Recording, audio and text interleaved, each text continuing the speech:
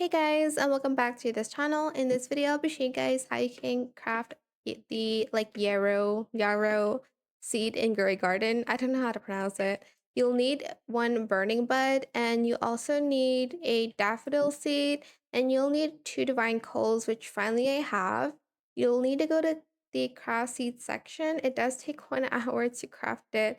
I'm just going to select craft and submit all. As you can see, I have everything, and I'm going to start crafting. And I'll be right back and show you guys like the information on this plant, I guess. Okay, so the yarrow seed is done. Let's claim it and talk a little bit more about it. It's a divine plant and its price floor value is at 150,000 shekels ish. And the average value is at 170,000 shekels. This is what the seed looks like. And I feel like the end result will be similar to that. So I'm just going to post it on my thumbnail on what it looks like later on. And that is it for this video. I hope it was helpful for you guys. Don't forget to like, comment, share, and also subscribe to this channel if you haven't done that already.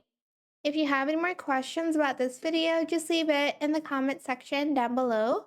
I'll try my best to answer them all for you guys. And if you found this video helpful, please click the thanks button as well. That is it. Thank you so much for watching. Bye.